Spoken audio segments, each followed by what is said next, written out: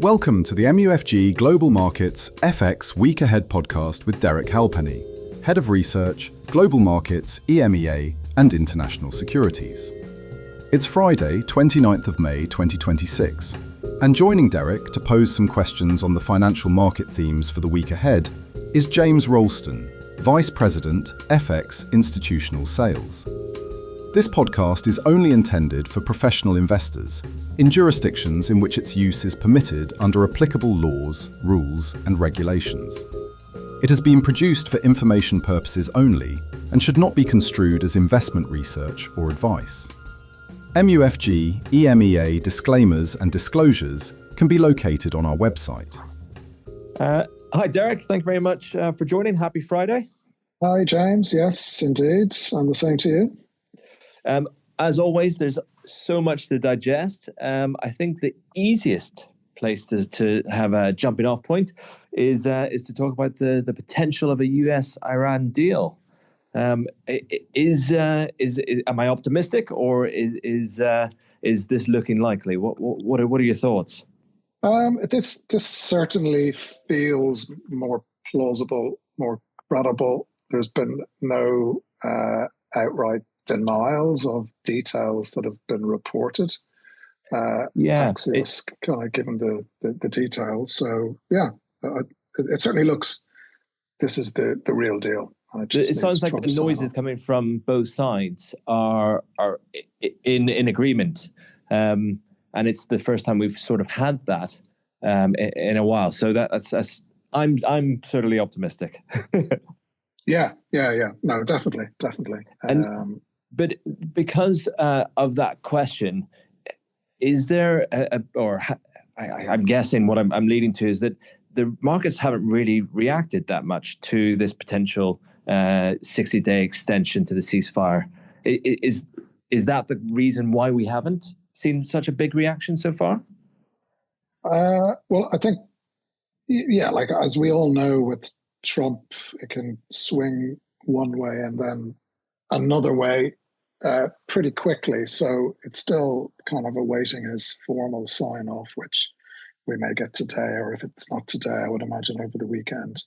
But I think more generally, as you know, James, over the last couple of weeks, there's been this ongoing back and forth about news of a memorandum of understanding or points that have been agreed or haven't been agreed. So I think generally the markets have been gradually pricing in getting to this point. And, take, for example, Brent crude oil from the high at the beginning of last week, we're down over 18%. So certainly from an energy market perspective, you would have to argue that over the last 2 weeks, there has been a gradual pricing in of this kind of optimistic outlook. I think also then you need to see the details of, we've got the rough 60-day extension of the ceasefire, the reopening of the Strait of Hormuz. Iran is given 30 days to clear the strait of any mines.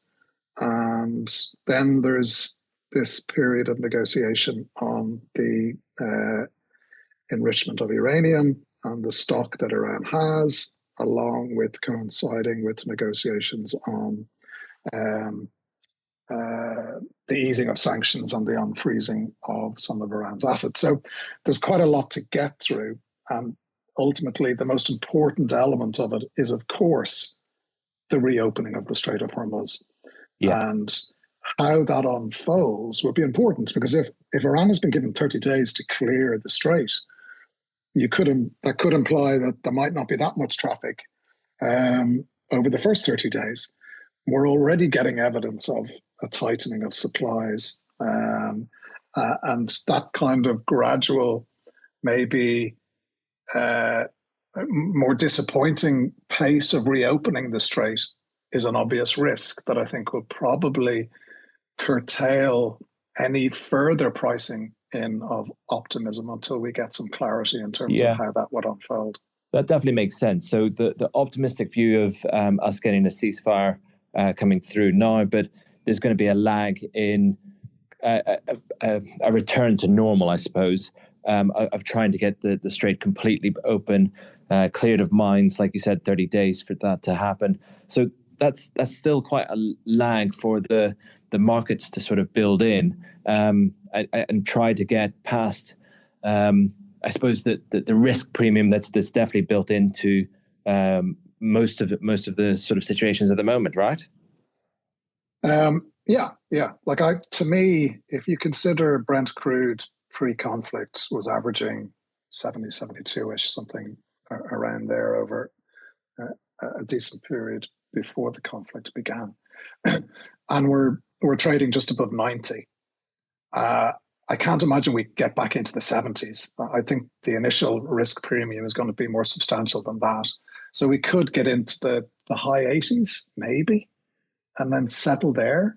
So really, the bulk of this is already priced. And again, if you look at yields, generally coinciding with that drop of 18% in crude since the beginning of last week, pretty much rates have been coming down generally over that period of time as well. So, and of course, risk carries on, sometimes in its own world, but obviously driven by AI to a degree. So risk is still incredibly strong. So, generally financial market conditions are priced optimistically for this to go reasonably well. Okay, good.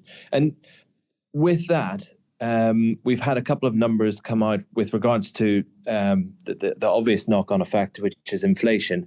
I saw that inflation was higher than expected in France, Italy, Spain, and Europe. So I'm guessing that means that there's a potential for solidifying of this ECB hike that we were talking about before.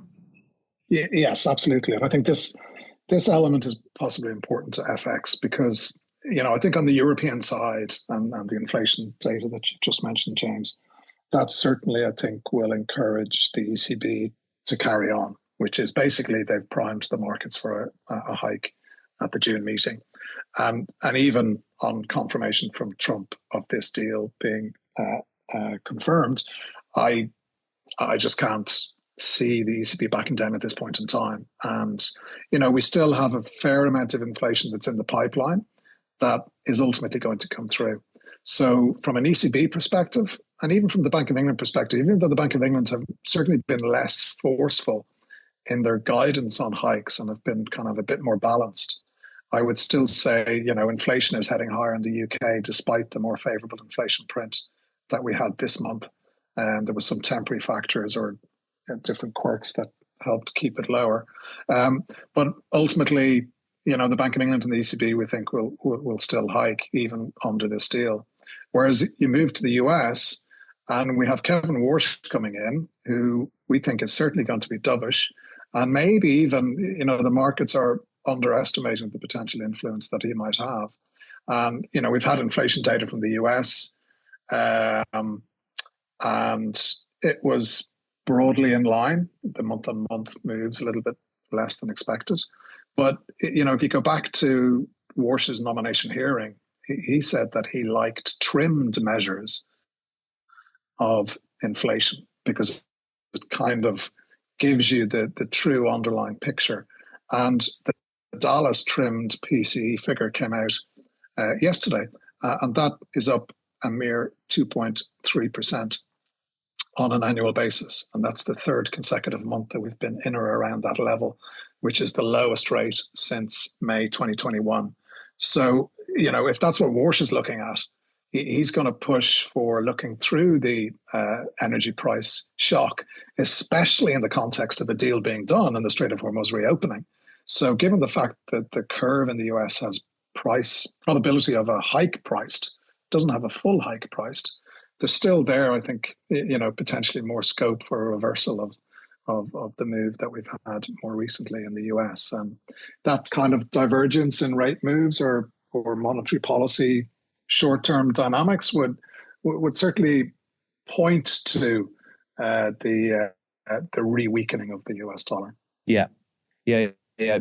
And I think the markets sort of digested that today as well, with gold jumping up to the above the 4,500 mark.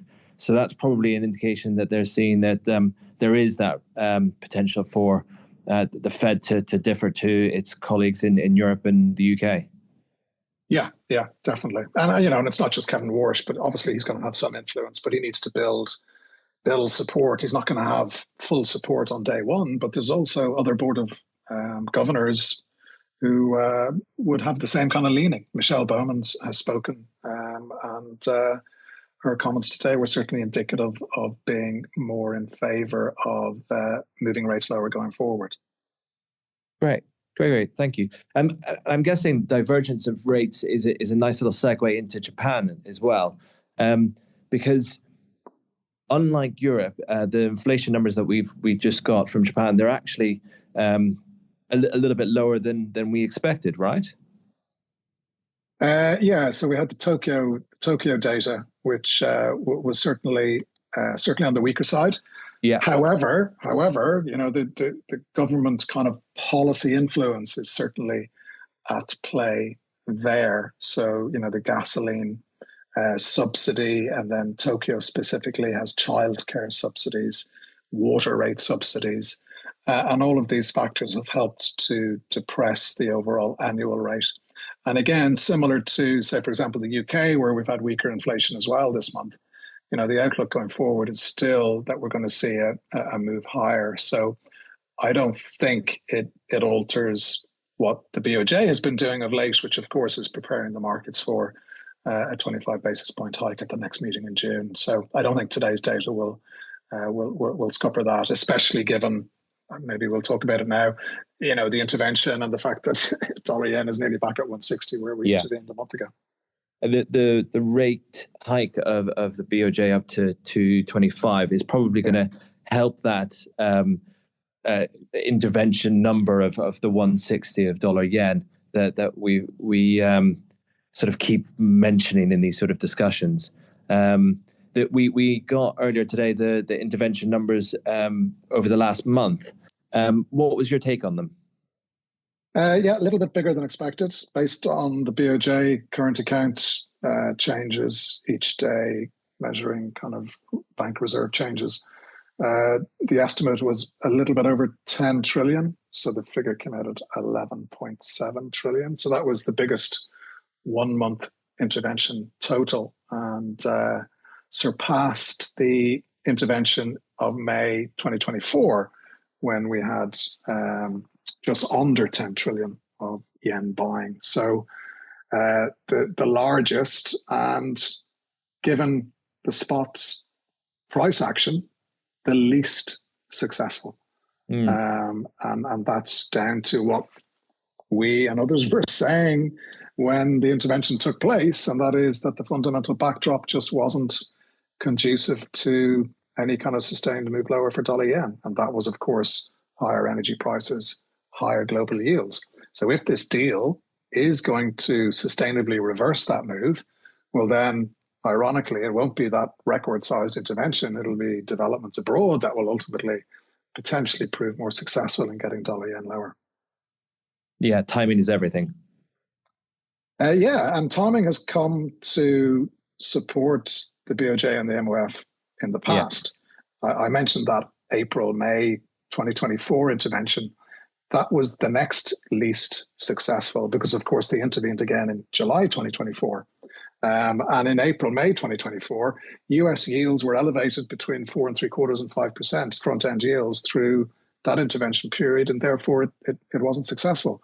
But the other interventions, different developments, resulted in yields coming down quite sharply. And the drop in US yields after the other bouts of intervention resulted in a big move in dollar yen, 20 big figures lower in September, October 2022, and again in July 2024.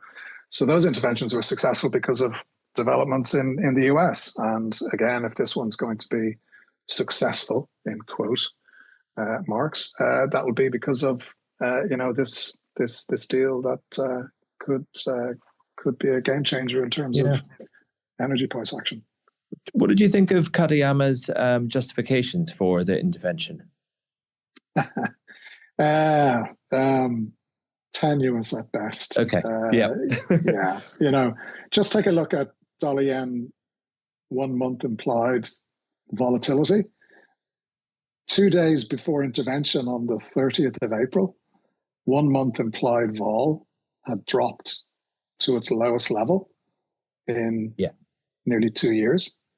And, vol today is even lower. We're back at levels. Dollar yen implied 1 month volatility is back at levels trading just before the beginning of the Russian-Ukraine conflict. So intervention now, if it was to happen, and they still threaten it, you can't really argue that volatility is problematic. Speculative selling was the other factor she cited. Yeah, again, you can pull different bits of data and say that's signs of increased speculative selling, but it's quite subjective. So I think everybody knows it's more about the level and not wanting to see dollar yen surge if 160 did break. Okay, so I'm guessing it's let's see how the weekend transpires. If Trump does give his agreement on this ceasefire, then hopefully we'll see dollar yen fall a little bit lower, and this intervention was all just good timing then. Yeah, like again, dollar yen, I can't imagine we're going to see a big drop, a big reaction if we do get this deal confirmed. As we were saying earlier, James, a lot's priced, so I don't see front-end yields coming down notably that would result in dollar yen dropping more notably. Indeed, a bigger reaction would probably be the opposite. So this deal breaks down. There's more threats of military action. That I think would get a bigger reaction next week. But certainly over time, if this deal is agreed and it lasts, therefore it becomes more credible, then I think it has a more meaningful impact on the markets, and dollar yen should certainly start to gradually grind lower. Okay, that sounds great. Sorry to jump into a different conversation, but it'd be silly of us not to touch on how well the Kiwi has done this week, or this month indeed. What do you feel is behind that, and is there anything that we can look at going forward? Yes, definitely worth a quick mention. The drop in Aussie Kiwi on Wednesday, 1.5%, the biggest one-day drop since 2016. So pretty significant move. And our own quant analysis on that, when you look back at those scales of moves in the past, is certainly indicative. When it coincides with a compression in rate spreads, it's indicative of more Aussie Kiwi weakness going forward. So I think we're open for this move extending further. And of course, it's in reaction to the RBNZ meeting, where there was definitely a more hawkish tone and a pretty clear message that rate hikes are coming, potentially at the next couple of meetings. And indeed, today we had Assistant Governor Silk saying that a 50 basis point hike would be on the table at the next meeting in July. So, Aussie Kiwi has been on a steady march higher, and that has coincided with a positive divergence, policy divergence story favouring RBA over the RBNZ. And now the RBA could be on the sidelines. They've indicated that the proactive nature of their policy actions this year means that they can move to the sidelines and assess the impact of the conflict, whereas the RBNZ are now just getting going with their hiking. So we can see some reversal of that widening of spread in favour of Aussie that we've had. And that certainly is indicative of Aussie Kiwi going further lower from here. So the whole Aussie bull run, I think a lot of it's now priced, and the fact that the RBA is moving to the sidelines, maybe we're in for a period of consolidation at best in terms of Aussie dollar performance going forward from here. Brilliant. Derek, that's fantastic. Thank you very much for summing everything up. We've got a lot more to digest in the weeks ahead, especially over the weekend. So I look forward to speaking to you again on Monday. Indeed. Have a lovely weekend, James. I'll be celebrating, hopefully, an Arsenal Champions League victory. But best of luck for Saturday.